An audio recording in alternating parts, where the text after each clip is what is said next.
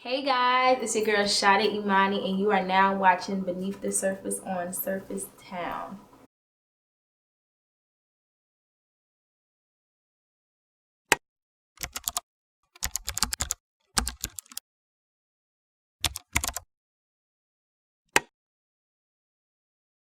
I'm too bad for him, he just want that feeling. He wishing I was a shorty. He pressing me for another shot, yelling out, sorry boy, you know you ain't got no chance. You was stunting, you was fronting. Now you say you. Lord. We got you, yes.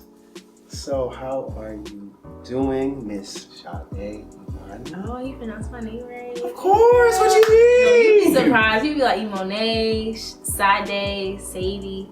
I'm doing good though. Yeah, I mean, But if you know the singer, yeah. Sade, a lot of people don't know, like, won't put two and two together, so maybe that's why. Yeah. You doing good though? I'm doing good. Yeah. How are you? I'm good. I'm glad you're here. I was excited about this one. Really? I'm glad to be here. Yeah, because initially we were set up for like another day, and then I realized that True. I had some stuff that came up, and I was like,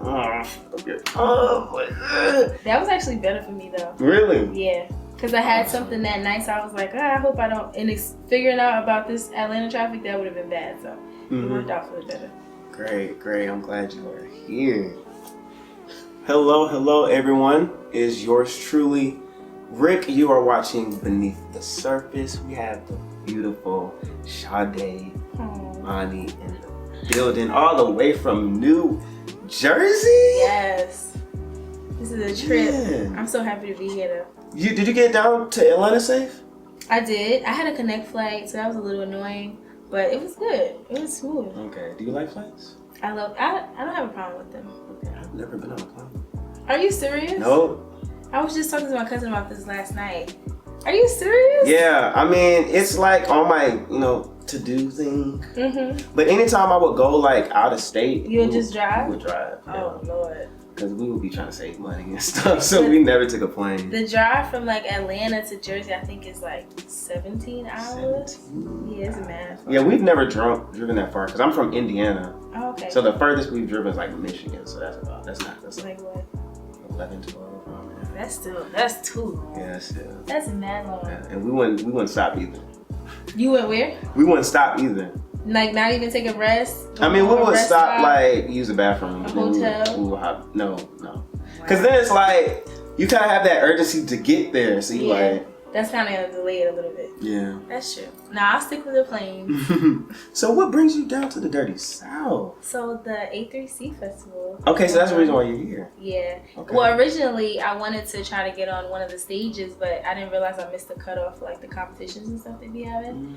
So instead of just giving up in general, I was like, let me just book shows and just mad stuff around the festival just so I can be in the area. And then I ended up getting my fans. I know that's right.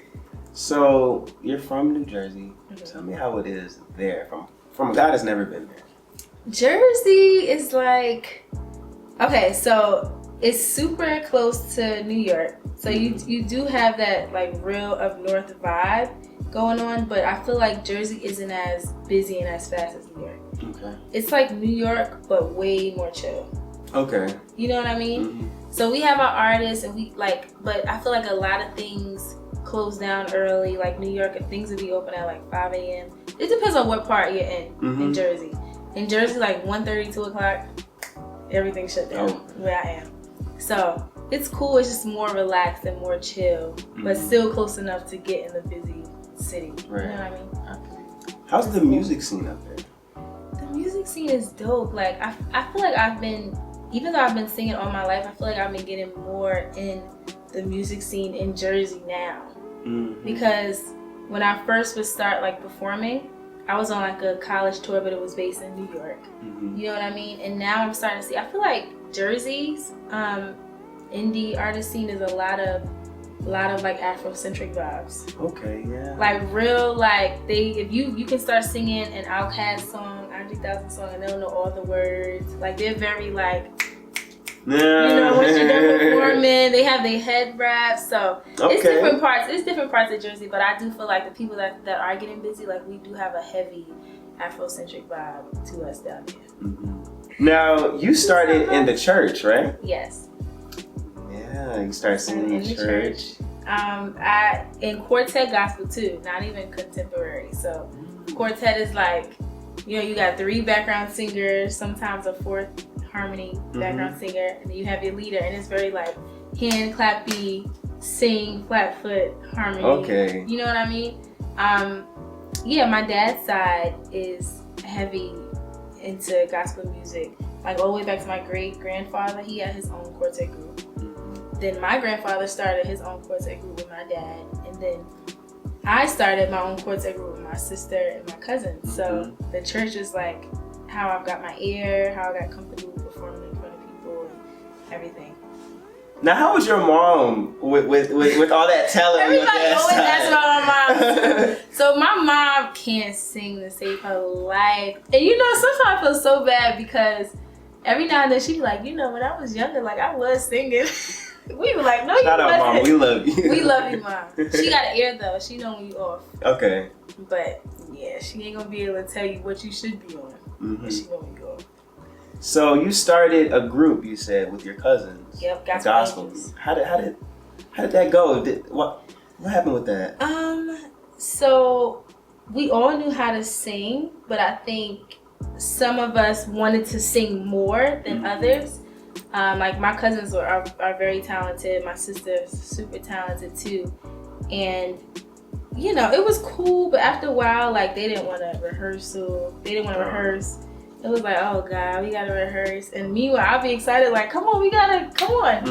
You're like, oh boy, what we gotta rehearse for? So after a while, we just respected everyone's individuality. It was like, oh, what you wanna do this, you wanna do this. And I started singing on my own, and my sister started singing on her own. But actually, before we even went completely separate, me and my sister were singing together. And we were called Harmony, Sade, and Kayla. We had like a YouTube channel, and we would do our own like Mary thing. Pretty much. And then eventually it got solo. Okay. You've done something that no one else on this show has mentioned, and that is show contests, auditions, and things like that. Yes. You did the Apollo. You did Chasing Destiny, and you did American Idol. Like when I found research, yeah. Okay. When I found wow, you better go ahead. When I found that out, I was like, I've never had someone that's had that type of experience before. That has to be crazy because we just see like the show. Yeah. No one knows what the process is to try to get way different than what you see to that. Talk about that. So I was very young when I started audition. I also did America's Got Talent, and I was very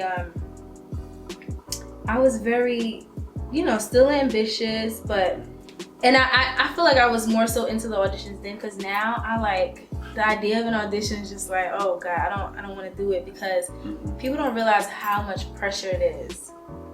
And for example, with American Idol, you see like, you think everybody just goes and auditions for the TV judges. It doesn't work like that. Like we had legit like 7 rounds of auditions before we even got to, at the time it was Randy, J-Lo, and Steven Tyler. Okay. So that was 7 rounds that we had to go through. Most of the time it's like 7 hours waiting online. Like it's like a all day, all night thing. We had FaceTime auditions. Well, back then it was probably like Skype. Skype auditions, and the people that you see where you're like, oh my God, how did they do that for like ratings and stuff like that.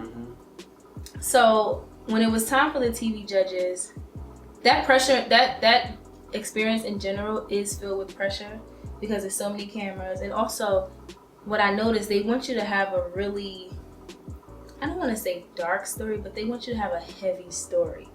So they like try to look at you and like pull all of this out of you, and it's like, I don't really have a heavy story. I just like to sing. Like, I don't have my grandparents aren't sick, because they were like, we see your grandfather's here. Like, how's his health? No. Don't play with that. His health is fine, but they want like to. I guess they want to dive in deeper. Yeah. But if you don't, I didn't have anything really like a crazy story to say. Like, I've been homeless on the street for 3 years, and this is my only shot. And singing is what gives me hope, and you know that's some people's story. But for me, it just was like, I like to sing, and I'm here to audition. But yeah, so once I got to the TV judges, I made it through to Hollywood, and I was in my sophomore year of high school, so I had to leave school, go to LA, and it just was like, you see thousands and thousands of people that want to do the same thing you want to do. So it's inspiring, but it's also like, wow, I'm this one seed in this giant world filled with people that have the same dreams and goals. So it pushes you, but it also makes you like, dang, like this is real. This ain't a joke. This ain't anything easy, because there's a lot more people that want the same thing. But all in all, it was a good experience. It did boost my confidence. I feel like luckily, I've always had good experiences with auditions. Like, I've always been received well, but I did get no's too. Like America's Got Talent, I didn't get through to that. Hollywood, I didn't make it to the top. I eventually got sent home. I had a cold. That was like the worst when I got sent home. Like, I was crying. How far along were you when that happened? I was only in Hollywood week in LA. Okay. But I remember our flight was like December 6th, and it was freezing in Jersey. When I got to LA, it was like 98 degrees. So I just instantly caught a cold, and I was like, I'm gonna sing through this. Like, I got it. I'm just gonna finesse. I just know what I can and can't do. And literally, one of the rounds I was doing, I was singing, and I was filled with so much adrenaline that I didn't even realize that I cracked. So it was the most embarrassing thing. I didn't even realize I cracked, so I went back. Like, you know, when you perform, you step forward. After you sing, you step back. You know, and I stepped back like I know I just killed. I'm waiting for them to call my number. Like, I had my big sticker on my shirt, and when they sent me home, I was like I was so shocked, I couldn't believe it. And I got to my mom, and she was like, I was like, what happened? Like, what happened? J-Lo was rooting for me. She didn't want to send me home. Like, she was like, she felt so sad when I started crying, because I started crying on stage. Like, and here comes the camera. Sade, tell us how you're feeling. Like, oh my God. What are you feeling right now? My mom was like, please get the camera out, please. Like, because I was 15. Yeah. And I had all these people back home that was rooting for me, my whole school, my principal, my pastor, the whole neighborhood. So it was like, dang, I messed up, and I didn't even know. I just felt like I let so many people down. Even though it was an experience that wasn't for me at the time, you know? But yeah, it was cool. It was fun. It definitely pushed me to be confident and be comfortable with rejection. Yeah. And knowing that everyone is not gonna say, it's not just gonna be an easy journey with a bunch of yeses, you know? So you started writing at 15? Yes. I think it was 15. I think it was 15. Yeah. Tell me how your writing was then. What were you writing about? Love. Yeah. Do you remember your first song? My first song. Yes. Okay, here we go. Yeah, I think it was called What Do You Have to Say? What do you have to say now? I think it was something like, oh my God, terrible. Why does everybody say? It was terrible, legit terrible. And I thought I had a whole hit on my hand. It was just thinking about it now, like, terrible. Terrible. I hope that song never gets leaked ever. Oh, it's out somewhere. No, I hope it never gets out. Like, maybe the engineer come across it and they're like, oh, this is cool. I hope, please don't ever do that to me, please. I beg of you. You do a lot of covers, and you do them really well. Like, thank you. I always remember like a Mary J. Blige. Like, if you look at her, even her bodies of work were like covers of Patti LaBelle and like dope remix. Exactly, and it would get to the point where they would listen to her version over the older version and things like that. Like, that's true. What encouraged you to go that route and to say, hey, I'm gonna do my own little spin on these records? You know what it was? Every time a song would come on, I would always be singing over it, like singing with it and doing like other stuff that wasn't in the song. Like whether it was different backgrounds that wasn't there, but I heard it and I was like, this would have been dope if it was there. Like if they did this live. Like I always was like doing my own arrangement of something. And then I felt like people may not know me, but they may want to hear the song. Right. You know what I mean? So maybe I can like bring people into like my audience by someone else's song. So that was the main reason why I started doing that. Okay, yeah. Now, describe your day ones. Oh my God, this is like recent that I decided on a name. Like I'm talking about 2 weeks recent. Yeah, because I seen that, I was like, that got a ring to it. So it was a big debate with this because I put a poll on Instagram for years, even back when I was 15. I was like, what am I gonna call my supporters? You know, once I have like what am I gonna call them? And I could never come up with something. I'm like, Sade is so whack. Like the Shashas, the Day Days, the Imans. I'm like, what am I gonna? And somebody was like, yo, you should say Day Ones. So then the big debate with that, like my mom was like, okay, but what if they just now coming up? Like, what if they're just now joining the journey? They're not a day one. Right. And I'm like, well, that's subjective now. Because you have to think about what it means to be a day one, I guess. Yeah. It may not mean like, oh, they've known me or followed my career since the very beginning. Day one just means like, it's somebody that's super loyal, down for you, go hard for you, supports you. You know what I mean? And vice versa. So recently I had a show and I was in the group chat with my friends and I was like, guys, what do you think about day ones? And he was like, yeah, you should do it. But I was like so set against it. I was like, I don't know. Is that does it have a ring to it? What if people type DAY? And then he was like, no, just do it. So yeah, I'm glad you did it because it really does. That's all part of branding.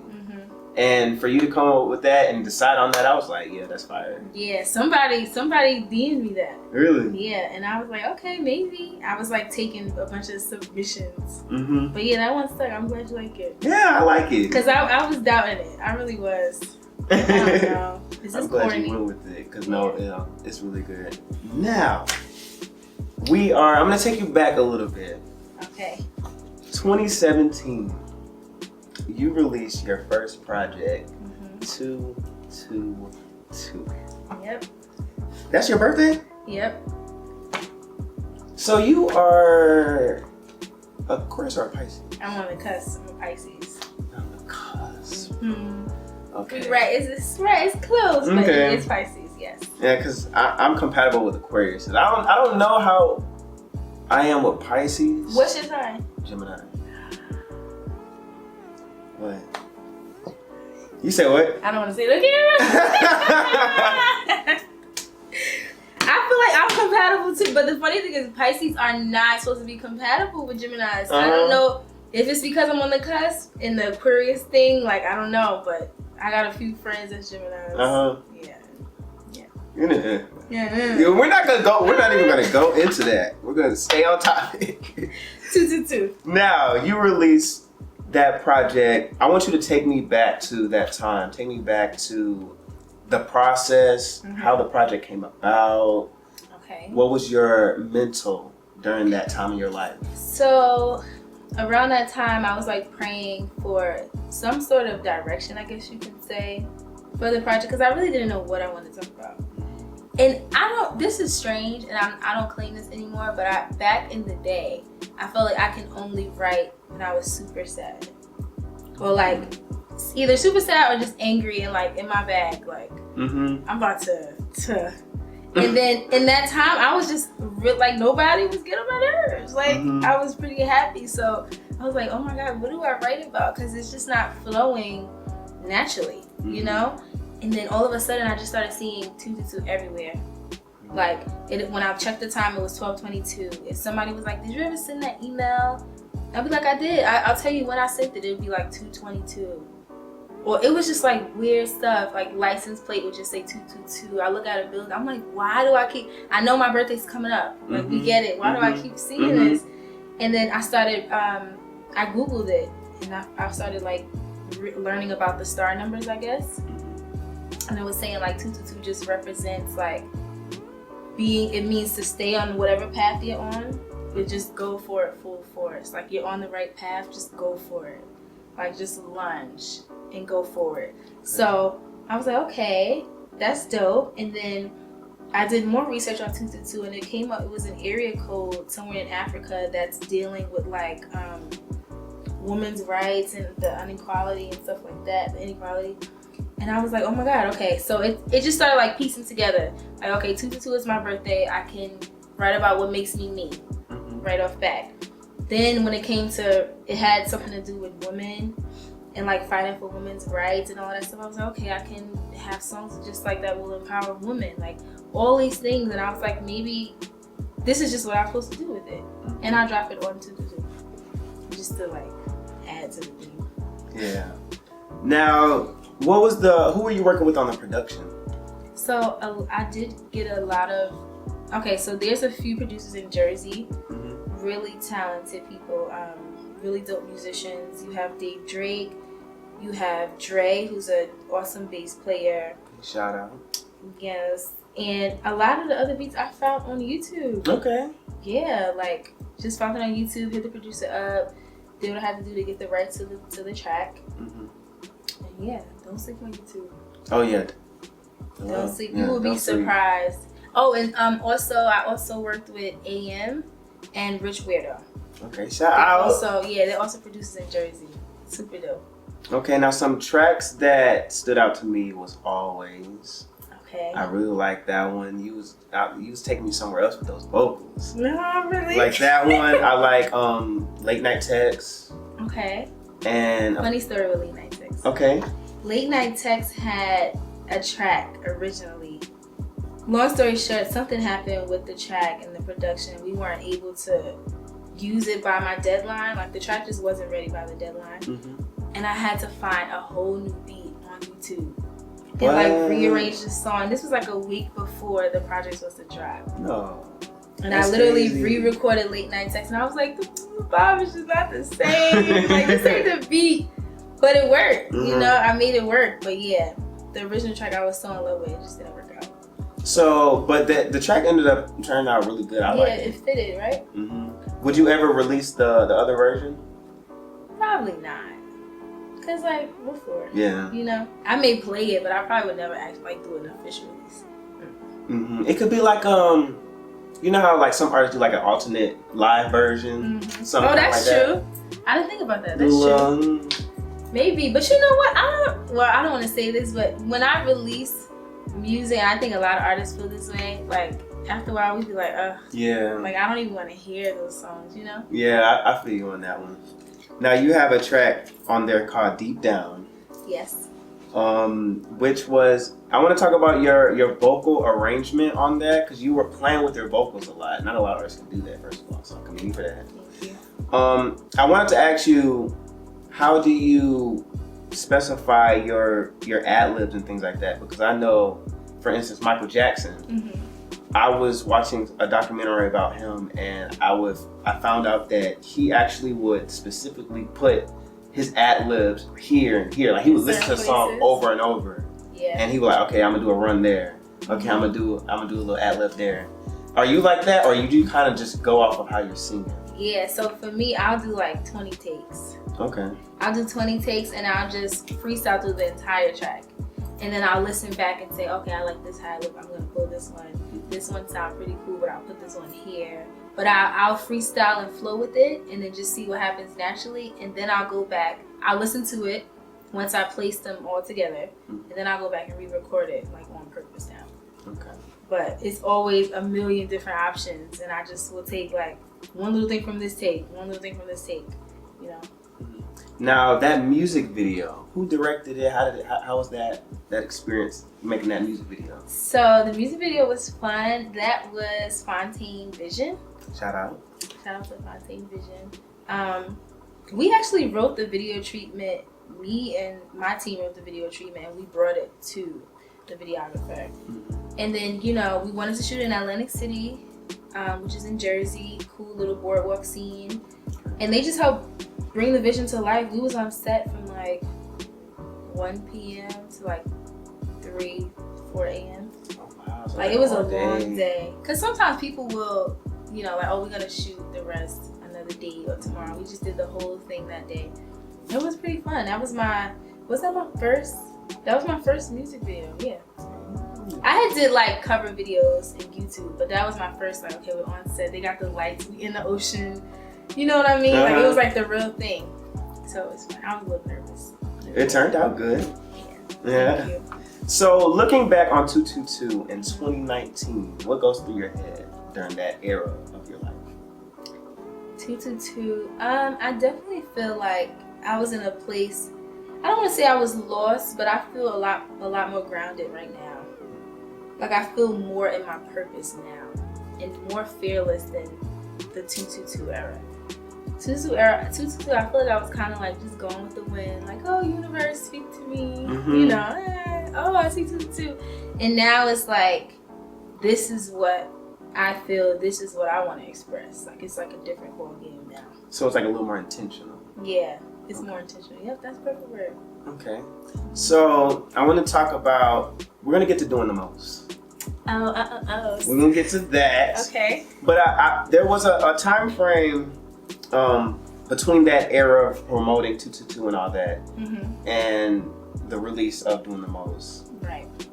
What was your life like in your musical journey around that time? Because I don't know if you were like releasing much music. I wasn't. So what's going on then? So, all right. I definitely feel like I was being so hard on myself during that time. Like everything I was writing, it just wasn't good enough to me. Whether it was the production, the lyrics, the arrangement, I was like, no, I can do something better. No, I like that, but I can do something better. And it was just like prolonging my process to where I just was literally sitting on music, and I'll play it for people, and I'll be like, yo, that song is dope, or I like that song, and I'm like, thank you. But I feel like I can come up with something better. Like it's just not it for me. Like I don't know what that phase is about. I feel like it even Doing the Most kind of just happened. I wrote Doing the Most mad fast. Okay. It just happened. So even after I dropped that, I still felt a little like, dang, what is it gonna take me? If I need to work with, like, expand and network with more producers, maybe I just wasn't impressing myself. You know what I mean? So it definitely was a dry spell. I was like, when am I gonna follow with Doing the Most? Everybody likes Doing the Most. Do I put out a slow song? Just like a overthinking period. Definitely. From 222 to now. And now I finally feel like, okay, calm down. Just express. Right. It's not that. It shouldn't take that much thought. It's literally an expression. I'm glad you brought that up, because I wonder how artists are when they work so hard on something and then they put it out and then they're like, what's next? You know, you feel that pressure. Yeah, especially since music, I feel like music is consumed so fast these days. Yeah. Like you can drop a track and the next month they like, what's next? Yeah. You know, and some people, these people you got back here, they would like take a whole year to work on an album. Yeah. A solid, dope. More than a year. Yeah, you know, so having that pressure, wanting something to be great, but also wanting to drop it fast, then kind of comparing yourself to people that's dropping fast or people that have dope tracks. It's just, I think the best form of expression comes when you're outside of your head. And I just was in my head heavy. Okay, so, because I want to see. We put a lot of pressure on ourselves, I feel. So, Doing the Most. When I heard the song, I was like, okay, she's talking about a guy she had maybe that she was treating him right, giving him love, giving him attention, all that stuff, and then he just wasn't acting right. Yep. But now that you done moved on, he trying to come back. Yeah. So I got that right? Yeah. Good. Yeah, right. It's pretty self-explanatory. You were spot on. Yeah. But you know the crazy thing? It wasn't even my story. What? It wasn't mine. I've been in those situations. But in that moment when I was writing it, it's because my friend was going through it. So I was expressing what she should be feeling. You know what I mean? Or kind of like how I would be in her situation in that moment. But that's what fueled it. I was just thinking like now, you know what I mean? Yeah. That's how it's always when it's too late. Now you want to do what you got to do. Right. But I wrote that song so fast, and I just like, okay, this sounds good. Yeah. And at first, I wasn't gonna drop it because I dropped it like the end of the summer, and I just felt like it was a super summer beat, like summer song. I was like, maybe I should just wait. But I was like, let me just drop it. Yeah, sometimes you gotta listen to your gut and just do it. And just do it. Now the music video. Shout out to the house party reference. That was fire. Tell me how. Love that movie. Yeah, tell me how that came about. The concept, the music video, all that. So I love house party. I love Martin. I like anything back in the 90s. I love, and I just wanted to cater to the 90s. So at the time, a few of the choreographers I knew and was close to, they loved doing like 90s dance moves. So I was just like, you know what, I want to play off of this. Like, let's just dress up old school. Let me throw, and I had been talking about throwing a 90s party and how dope I felt it would be.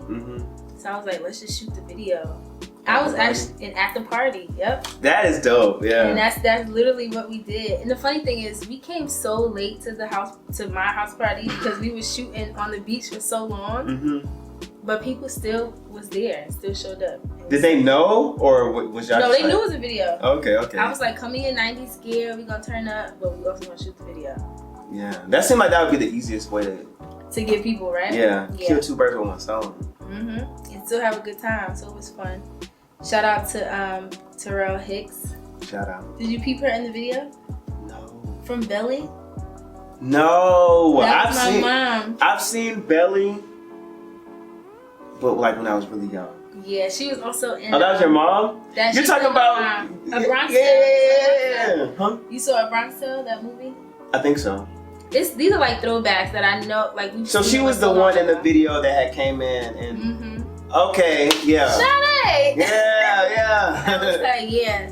She's so sweet. It's so funny. Growing up, I always got compared to her. Like, if everybody was like, oh my God, you look like such and such from Belly. Oh my God, you like the girl from Bronx Tales. And from A Bronx Tale. And literally, one day, I came to my church and she was just there. And I was like, oh my God, that's her. And I went up to her, I was like, oh my God, people always compare me to you. Like, hi, like literally, because I used to work at restaurants, and every time I got a table, white, black, most black people would reference Belly, but even the white people knew her. They would be like, A Bronx Tale. So I told her, and then she would always be like, hi twin, and she followed my musical journey, like on Instagram and stuff like that. And I was like, I would love to have you in the video, and she just did it. What? Didn't ask me like, do you have a budget? Nothing. She literally just came, and she was chilling like behind the scenes. That is so cool. So shout out to her. Yeah. It's cool to meet like real people like that. Yeah. So Sade, what is your headspace like right now? My headspace right now, I feel like I've reached a point of becoming, I don't know, I just feel like 2019 was a year of self growth, like learning who I am as an individual, really, because we think we know who we are, and I still got more learning to do, but I just feel like I really started becoming in tune with who I am, and I didn't realize how much I lived in fear. Right. Even though I was like young, going on auditions and like showing up as if I was fearless, I still feel like I was living in fear. And just literally recently, like maybe a couple months ago, something just clicked, and it was like, okay, you only get one life. Stop talking yourself out of things, because it would be small things. Like if it was a spontaneous show, like if somebody was like, yo, they having a show, ends in 30 minutes. Just come, like just do something. You in pajamas, just put on jeans and come. My mind would be like, yeah, nah. Because what if we get in traffic and we don't make it in 30 minutes, and then we just wasted time going there? Or what if the band doesn't know my music and it just doesn't go right? Like, and it wouldn't be that much clutter in my brain, but my brain would just come up with just reasons why I just shouldn't do it. And I would tell myself like, oh no, it'll be other times, like I shouldn't go there. More so now it's like, all right, we got 30 minutes. Let's call them and see if we do run late, if they'll extend it. Like we still gonna go. We're gonna make our way on the stage. I wasn't like that before. If I was at a birthday party, you know, when you sing all your friends like, oh, sing happy birthday, da, da, da. Or even if you go to a party, you be like, yo, I'm gonna get them to get you on the mic. I would be like, no, please. On the outside, I'm like, okay, cool. On the inside, like, yo, I hope like something happens where they just can't ask me to come, because I just didn't mentally prepare to go and perform, which is weird. And it's like, what you gotta prepare for? If this is your journey, your purpose, and your passion, just roll with it more. So these days I've been rolling with it more and just going for it. Because I feel like I lost time, even 2018. Like, you noticed, I didn't put out anything. I overthunk the whole year, overthought, whatever. And the same for 2018 and 2019, I was completely in my head. So now I've just been, coming down to Atlanta wasn't easy. So people weren't responding. We talked about that before we started filming. People weren't responding. I had a whole group of friends that was gonna come with. Really?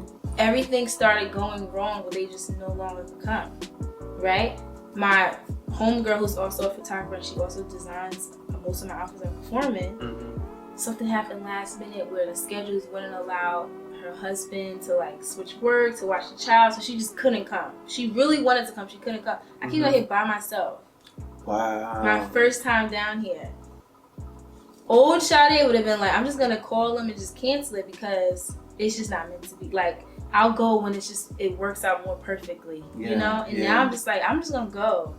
And whatever happens, happens. So I'm just literally out here by myself. Wow, that's really inspirational to hear from you, because I feel like that I'm kind of going through like that same thing, coming up with excuses as to why I shouldn't take a chance. That's what it is, taking a leap of faith. Yep. Jump the gym. I feel like we talk ourselves out of it because of fear. Even if we don't identify someone who would be fearless, because I never would consider myself someone who would be fearful. I never considered myself that person or someone that had anxiety. Like, you ask me, I'd be like, no, I'm good. I just don't think that's a smart decision. But it really was anxiety. Like, oh, what if what? Just do it. Because we know this is what we want to do. The more you go at it and you do take those risks and you just like, I'm going to Atlanta with, like, oh well. It starts fueling me with more confidence, more self-awareness, and more fearlessness, which is what we ultimately all want. You know? So everybody was like, why didn't you just cancel? But why would I cancel though? Yeah. Good. I'm glad you, Why would I cancel though? Yeah. I can come here and meet people. It's just forcing me now to meet people, which is good. Right. So, you making music? I am. Right now? Yeah. All right. Well, what's that sounding like? You excited about things to come? I am excited. The music that I'm making right now is very chill. Okay. And I feel like I gravitate towards writing more chill songs. But then when it's time to perform it, I be trying to turn up the chill songs. So I be like, all right. Like, literally, it's a ballad, and I'm like, but I'm trying to do an extra bop, and it's like, all right, sis, this just ain't the song. So I'm trying to balance. I don't want to put out a whole chill project because I feel like I can easily get on my Janae flow, and that's cool and all. But I want to have like good performance tracks, so I'm focusing in on that right now. It's smart that you think about that, yeah. And I want to thank you so much, Sade, for coming through here. I cannot wait to hear some new music. From you. Are we getting anything for the year is out, or are we looking towards the top of the year? Before the year is out. Yeah, I'm gonna commit. Before the year is out. It may not be a project. No, it's gonna be something. Yeah. It's gonna be something. Yeah. All right, definitely. I'll be on the lookout for that. If you want anyone to follow you, listen to your music, where can they do that? You can follow me on all platforms at Sade Emoni. That's SadeEmoni. And on Apple Music, the same thing. Sade Emoni. Spotify. My Pandora station added. Sade Emoni. Everything. Y'all make sure y'all do that. It is yours truly, Rick. Sade, thank you so much for coming through. Y'all make sure y'all go stream, follow, show her some love. She's very talented. Hope to have you back in Atlanta. Yes. I'm gonna visit more. I'm gonna visit after this more. Yes, definitely come back on here if you want to. Chop it up about some new music, all that good stuff. Yes. And yes, we will see you all next time. Bye. Bye. Yeah.